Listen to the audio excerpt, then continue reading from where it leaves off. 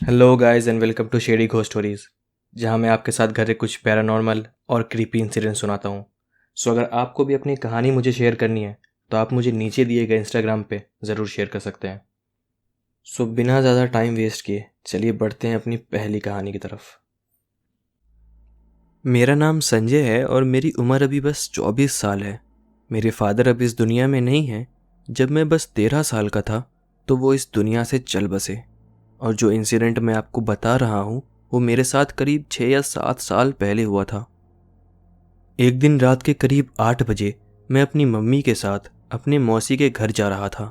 मैं, मेरा छोटा भाई और मेरी मम्मी। हमारा गांव दो हिस्सों में बटा हुआ है। गांव के बीचों बीच एक ट्रेन की पटरी गुजरती है और पटरी के दोनों साइड थोड़े दूर दूर पे दो गांव हैं। घर से निकलकर कुछ पल चलने के बाद आखिर वो रेल की पटरी भी आ गई, जिसको पार करके हम दूसरी तरफ चले गए। दूसरे गांव में थोड़ा और आगे बढ़ने के बाद वो गली भी आ गई जिसमें मेरी मौसी का घर था, जो कि गली के एकदम आखिर में था। और ठीक उस घर के करीब 100 मीटर आगे एक बहुत पुराना कब्रिस्तान भी था। कहते थे कि एक टाइम पे ये पूरा इलाका जंगल और कब्रिस्तान होता था, लेकिन जैसे जैसे गांव की आबादी बढ़ने लगी जंगल और कब्रिस्तान छोटे होते गए और नए और बड़े घर बनते चले गए। खैर, मौसी के दो बेटे थे जो कि मेरी ही उम्र के थे। वहां पहुंचने के बाद मम्मी मौसी लोगों के साथ एक रूम में बैठकर बातें करने लगी और हम सारे कजन्स भाई बाहर वाला कमरा, जिसे बैठक कहते हैं, उसमें बैठकर बातें करने लगे। बात करते करते कब 11 बज गए पता ही नहीं चला। और तभी अचानक से हम सबको बाहर गली में से पायल की आवाज़ आने लगती है। जब 1-2 मिनट तक वो आवाज़ें लगातार आती रहती हैं तो मैं और मेरे भाई ने अपने मौसी के बेटे की तरफ देखा, इस आस में कि शायद उसे पता हो कि बाहर कौन है। लेकिन वो भी एक सवाल भरा चेहरा लेकर हमारी तरफ ही देख रहा था। हमने उससे पूछा कि ये आवाज़ कैसी है भाई? तो वो कहने लगा कि ये आवाज़ रोज़ रात 11-12 बजे बाहर गली से आती है, लेकिन मुझ में कभी इतनी हिम्मत नहीं होती कि कभी मैं बाहर निकल कर देखूं। हम लोगों ने उस आवाज़ पे और ज़्यादा गौर किया तो ऐसा लग रहा था जैसे कोई गली में पायल पहनकर तेज़ तेज़ एक जगह से दूसरी जगह पे दौड़ रहा हो। हम सब हैरान थे कि इतनी सर्दी में भला कौन रात को 11 बजे गली में पायल पहन के दौड़ लगा रहा होगा। हम यही सब बात कर रहे थे और फिर कहीं 20 मिनट बाद वो आवाज़ें आना बंद हो गई। थोड़ी और रात हुई, फिर हम लोग लेट से खाना पीना खाकर सोने भी चले गए। अगले दिन फिर हमने इस बारे में दिन में बात की। हम लोगों ने प्लान बनाया कि चलो आज ऐसा करेंगे कि रात को वो आवाज़ें आने से पहले ही हम बाहर ही रहेंगे। हमारा प्लान था कि 10 बजे रात में बाहर चले जाएंगे और थोड़ा घूम फिर कर बाहर गली में ही बातें करेंगे। रात आई और हम लोगों ने खाना पीना खाकर करीब 10:30 बजे बाहर गली में आ गए और हंसी मजाक करते हुए एक दूसरे से बातें करने लगे। हम सब बात कर ही रहे थे कि हमें महसूस हुआ कि कोई हमारे पास है। उसके कुछ सेकंड बाद ही हमें वो पायल की आवाज़ आने लगी, छम छम। और ये आवाज़ें ऐसी लग रही थी कि कोई कब्रिस्तान की तरफ से दौड़कर आ रहा है और हमारे पास से गुजर जा रहा है। फिर वापस से वो आगे से हमारी तरफ आते आते कब्रिस्तान की तरफ जा रहा है। वो आवाज़ें हमें साफ साफ आ रही थी। पायल की वो आवाज़ें हमारे पास आना, फिर हमारे पास से दूर हो जाना, सब हमें साफ साफ महसूस हो रहा था। तभी ही मेरा एक कज़न, वो बहुत मस्तीखोर था, हम सबको हंसाने के लिए या शायद पता नहीं क्यों, इस बार जैसे ही वो पायल की आवाज़ हमारे पास आते आते वापस कब्रिस्तान की तरफ जाने लगी तो मेरे कज़न ने उस आवाज़ के पीछे दौड़ लगा दी। उसको देखकर हम सब भी उसके पीछे पीछे शोर करते हुए दौड़े।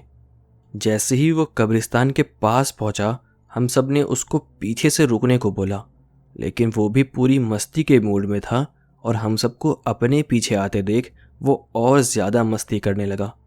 भागते भागते जैसे ही वो कब्रिस्तान के स्टार्टिंग पॉइंट पे पहुंचता है तो वो मूवीज़ में दिखाते हैं ना, जैसे किसी को करंट या शॉक लगता है तो वो कैसे पीछे की तरफ फेंका जाता है, तो वैसे ही वो सीधे दौड़ते दौड़ते जैसे ही उसने पहला कदम कब्रिस्तान में रखा ही था कि ऐसा लगा जैसे उसको एक झटका सा लगा हो। आगे की तरफ दौड़ते हुए वो एकदम से पीछे की तरफ पीठ के बल फेंका गया। मतलब ठीक है, अगर वो सीधा सीधा गिर जाता तो समझता कि हाँ खुद से गिर गया होगा, लेकिन कोई भी इंसान सामने दौड़ते हुए एकदम से पीछे की तरफ नहीं धक्का खा सकता, वो भी 7-8 फीट दूर। हम सब काफी ज्यादा डर गए। भगवान का नाम लेते हुए हम सब उसको फिर जल्दी जल्दी उठाकर वापस घर लाए, और जब हम सब अपने कज़न को उठाकर वापस ला रहे थे तो वो पायल की आवाज़ वो भी हमारे ही साथ आने लगी। ऐसा लग रहा था कि जो भी है वो हमारे साथ ही चलकर हमारे घर तक आ रहा है।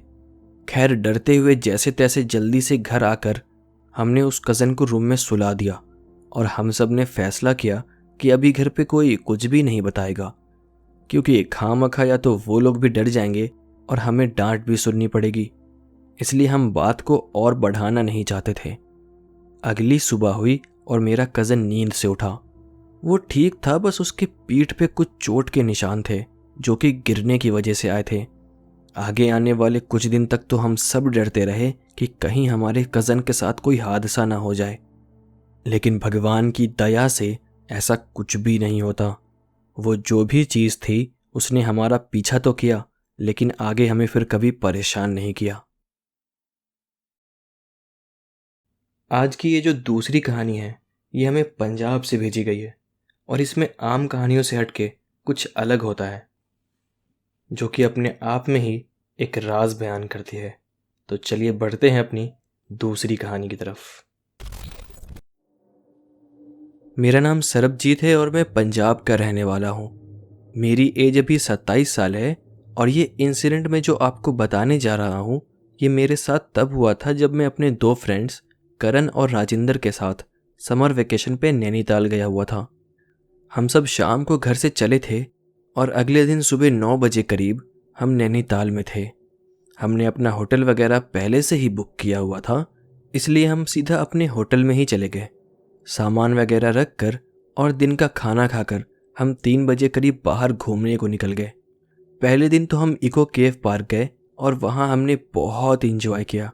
नेचुरल और इंसानों द्वारा बनाई हुई गुफाएं, अंदर इतनी ठंडक थी कि दुनिया की सारी एसी फेल थी। मन हो रहा था कि यहीं रह जाऊं, लेकिन हम और भी टूरिस्ट लोगों के साथ इंजॉय करके और थोड़ा गेम वगैरह खेलकर रात करीब 12 बजे वापस होटल आकर सो गए। सच में मैंने पहले दिन ही बहुत इंजॉय किया था। मुझे पहली बार फील हो रहा था कि मैं शायद अंदर से जिंदा हूँ, जैसे मेरी सोल खुश हो। शहर की ट्रैफिक से निकलकर नैनीताल आने के बाद अभी मैं जिधर भी देखता तो बड़े बड़े पहाड़, उन पे बड़े बड़े पेड़ और उन पहाड़ों पे ही बने हुए घर देखकर दिल को एक सुकून मिल रहा था, और एक अलग ही पॉजिटिव फीलिंग आ रही थी, जैसे पहले कभी नहीं आई थी। खैर, पहला दिन तो सब कुछ सही जाता है और हम खुशी खुशी घर आकर सो जाते हैं। अगले दिन हमने राफ्टिंग और भीमताल लेक पे जाने का प्लान बनाया था, लेकिन जब हम सब लोग सुबह उठे तो देखा कि हमारा एक फ्रेंड जिसका नाम करण था वो पहले से ही जगा हुआ था। एक्चुअल में बैक टू बैक गर्मी और ठंडी लगने की वजह से उसको ठंडी लग गई थी। खैर, करण को सुबह सवेरे दवाई देने के बाद हमने ब्रेकफास्ट तक वेट किया, लेकिन तब तक भी वो ठीक नहीं हुआ। तो वो कहने लगा कि तुम तीनों चले जाओ, और मेरी कोई ऐसी ज़्यादा तबीयत ख़राब नहीं है, लेकिन बस ऐसा लग रहा है कि अगर खड़ा होऊंगा तो मेरी पूरी बॉडी चूर हो जाएगी। तुम लोग जाओ घूमो, मैं इधर ही होटल में टीवी वगैरह देखकर टाइम पास कर लूँगा। हम लोग भी फिर ऐसे ही करते हैं और बाहर अपना घूमने निकल जाते हैं, और टाइम टाइम पे करण को फ़ोन करके उसकी तबीयत का पूछते रहते हैं। जब लेक वगैरह में एंजॉय करके हम लोग रात को वापस घर आ रहे थे तो हमने टैक्सी को बाहर मेन रोड पे ही रुकवा लिया और सोचा कि यहाँ से होटल तक इन ठंडी हवाओं में पैदल सिगरेट पीते हुए जाएंगे। हम लोग सिगरेट पीते हुए रोड के साइड में ही लगे एक बेंच पे बैठ गए और उन ठंडी हवाओं में खुली खुली रोड में एक अलग ही सुकून ले रहे थे। लेकिन तभी वहाँ पे एक बूढ़े से बाबा आए।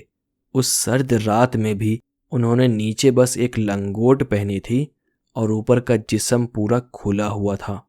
वो आकर हमें घूर घूर कर देखने लगे और एक शरारत भरी निगाहों से हमें देखकर मानो मन ही मन में उनके दिमाग में कुछ चल रहा हो।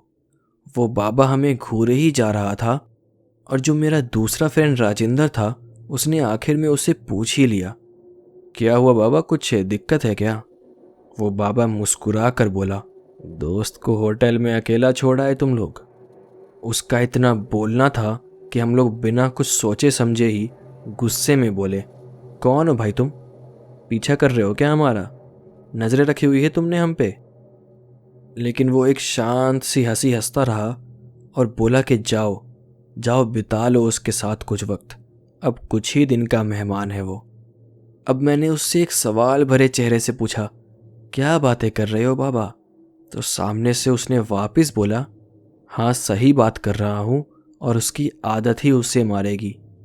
सच पूछो तो मुझे गुस्सा आ रहा था अपने दोस्त के बारे में ये सब सुनकर, इसलिए मैंने राजेंद्र का हाथ पकड़ा और वहाँ से बोलता हुआ आगे बढ़ गया कि छोड़ यार, कोई पागल होगा ये, क्या पता, रहने दे।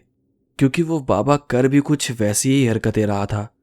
खैर जब हम होटल पहुंचे तो करण अब तक थोड़ा ठीक भी हो चुका था। अगले दिन वो हमारे साथ घूमने भी गया और 4-5 दिन नैनीताल में बिताकर हम लोगों के साथ वो एकदम फिट होकर वापस पंजाब में घर पे आ गया।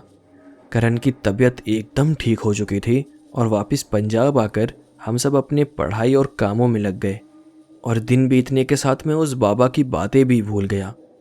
लेकिन एग्जैक्टली 3 महीने बाद मुझे करण के भाई का फ़ोन आता है कि करण की डेथ हो गई है।